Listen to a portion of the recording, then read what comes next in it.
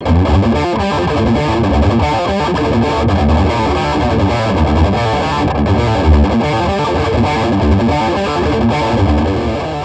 don't think anyone denies the fact that you have spent your 30 years going through every piece of the guitar, down to even the nuts and everything, and deciding everything that sounds the best. Yeah. What's your opinion? Time out. Doesn't that make sense? Don't you think the old violin makers did that too? Well, I mean, absolutely. Come on. The reason Stradivarius violins sound good is because of the fungus. Well, maybe there was more fungus in his shop than the guy down the street. Or was it the reason Stradivarius violins sound because of the uric acid in the wood? Nobody ever says the reason Stradivarius' violins sound good is because he knew what he was doing. You never hear anybody say that. It kind of pisses me off.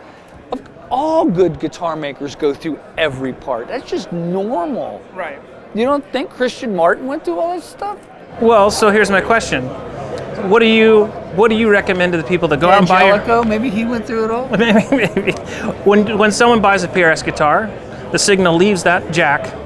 What's your rules of tone beyond the jack? Well, first of all, it's a tool to do a job, so it's to do the job that the guy's asking it to do. Second, it should stay in tune. Third, it should play in tune. Right. Fourth, it shouldn't wear out. It shouldn't break. It should work coming right out of the box. You should be able to take it to the gig without having to take it to a repairman, which has become a commonplace in this industry. You've got to buy a guitar and you got to take it to the repairman before you ever use it. Hello, McFly, that's not okay. Right. I mean, look, things are changing really fast. The #1 device in the world that people covet is now made in China. That would be an iPhone 6 or 7 or whatever the hell number they're up to, right? Nobody cares where it's made anymore, but they do care how well it works. And to me, you're asking, what's the #1 thing? It's a tool to do a job, and it should do an extraordinarily good job. Well, and no matter what the price point, it should work beautifully. I mean, toasters, when they burn it on one side and not the other, or it comes up and it jumps across the kitchen. I mean, it's just not okay. The toaster should work right. Same thing with a guitar. Well, what I mean is that, you use the analogy, if you put in 6, you want at least, 6 or 5.9 to come back out. You can't get 6.1 out, that ain't gonna happen. No, but should I explain that to everybody? Well, you certainly could. Okay, so you have an acoustic guitar. You're taking force, hitting the string, and it's ejecting out as sound. If you put a force of 6 in, the best you can ever do is 6 out. That isn't going to happen. I would want 5.8 or 5.9 out.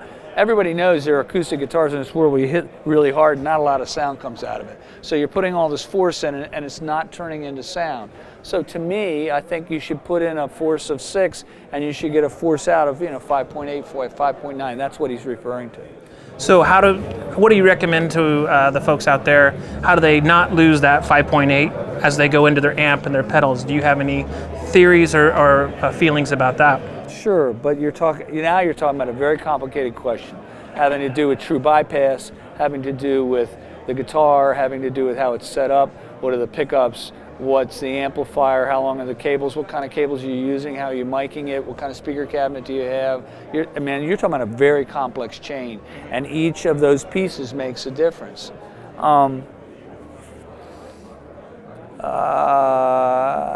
When you're buying a guitar from us, we're trying to take care of the first part of the chain, the guitar, right? Right. I've heard guitar players all pick up the same guitar, and each time the guitar player picked it up sounding like a different guitar because their hands sound different. So there's that piece of it as well. When I was talking about the 6 in and 5.9 out, I was referring to an acoustic instrument. Right. When you get an electrified instrument, it becomes that's a different analogy.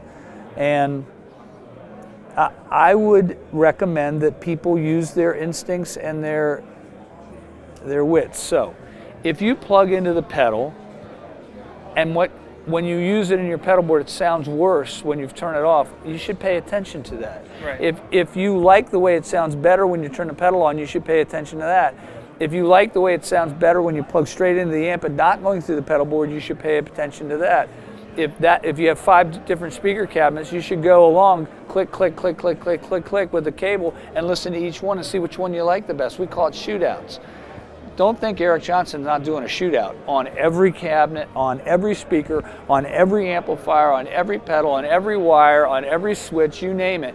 And when he's done, he wants it to sound like a Stradivarius violin. And sorry, when he plays, brings a hair on my arm up. By the way, he's playing tonight at the Grove, right? Yep. And he's just a force to be reckoned with. So he's meticulous about it, and you're talking about me being meticulous about all the parts, and then all my employees being meticulous about all the parts of the guitar, so that it can be as much as it can be. Now, maybe did that make sense? That makes absolute sense. Well, so based on that, so let's do a real quick question. What do you have in your chain? What do you keep between your guitar? What kind of pedals? And what's your amp do you use? And an 18-foot cable and an amp. So no pedals. Done. That's it. I use pedals in the studio, but Gary, who's a bass player in my band, is after me to use a wireless right now because he wants us to go out and be intimate with the audience. And I got a cable that's, will do the job for get me 20 yards out, but I'm not going to be able to go the other side of the place. And so I'm starting to mess around with that because I'd like to be entertaining for people.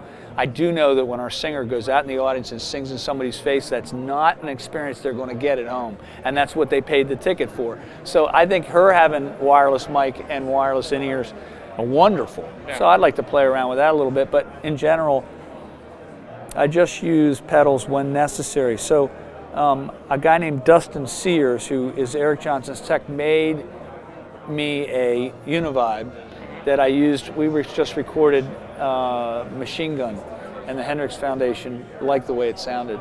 So I used a pedal for that, but I don't typically bring it around. I like to just plug in and play. I'm sorry, I'm old school. Yeah, that's fine. It always sounded better to me that way. So one last question, kind of industry based. A lot of the hubbub going on right now is direct sale to customers, guitar manufacturers. Is that something that PRS has ever considered, or do you think would happen, or what's your feelings on that?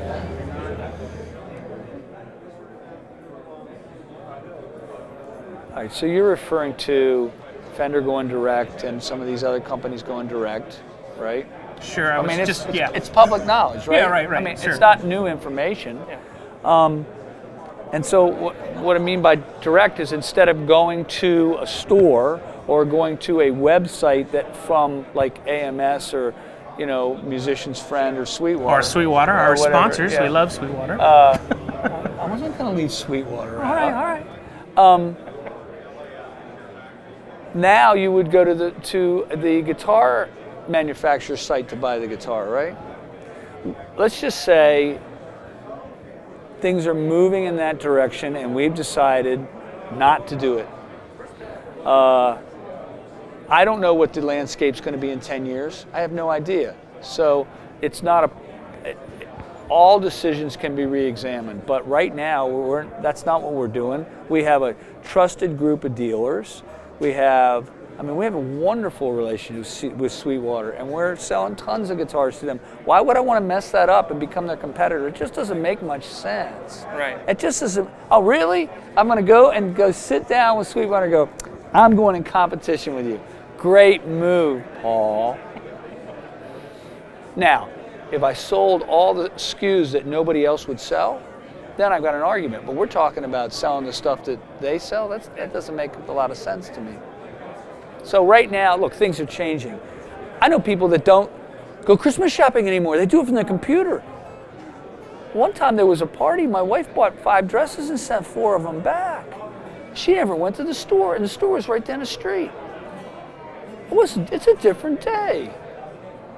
It's a different day. Yeah, it is, for sure. By the way, Bass Pro and Cabela's had a lot to do with this.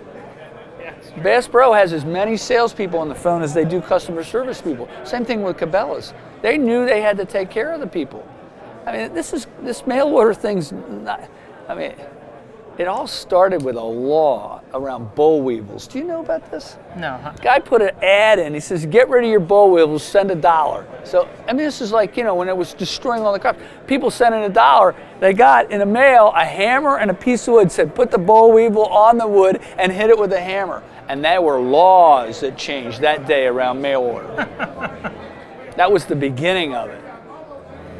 That's funny. Well, Paul, I want to false advertising, right? Absolutely. Well, I want to thank you so much for taking the time to sit here with us and talk about. For those folks out there, one last thing, that are You've got new products coming out. That's why we're here at NAMM. What's the one product you want people to check out that's new? Well, you got to show them the Dragon. You got to show them the new SEs that we have. I'm sorry, you're not going to get a simple answer. You're going to have to show them the new S2s. You have to show them the new amps. You're going to have to show them the new, there's private stock Alex license over there. There's all kinds of new stuff around here. Look, you guys are working to try to show everybody the new stuff, and you want me to boil it down to one thing? That's not going to work. I mean, if I had one thing, I'd go out of business. Look, this is a what have you done for me lately world. What do you got? Oh, I bought that last month. What do you got new? If I was selling iPhone 2s, I'd be out of business. Well, no one likes those anyhow. Oh, you're right. At this point, you're right. Because it's old news. That's right. We have a lot of new products out. Please check them all out. Don't just cut us off on one. You know, I had to ask. All right, the Dragon, one. But I listed all the other ones. Dragon's pretty amazing. All right, good. Which color do you like out of the two? I'm really pressing you for that one item. I don't know. I haven't decided. I like the Dragon because I think the wings look spectacular. I'll make you a deal. Whichever one you don't like as much, I'll take the other. Let me think about it. Let me think about it. No. Let me think. No. No. No. What do you mean you want a free Dragon? No, not free. I'll give you something. $100? Yeah. Scrounge something for you. I got. You know what? My wife makes a beautiful Flow guitar enthusiast hat. I could get you one of those. Water to endorse this. Thank you so much, man. All right, see you. Well done. So bleep the and then we're good. Yeah. Just bleep it. Bleep. I mean, it's a good idea baking the wood because it gets the water out and crystallizes the resins, right? But you really want it to turn dark brown? Maybe. I don't know. I don't think Stradivari violins were cooked like a chicken. And they're worth a lot of money.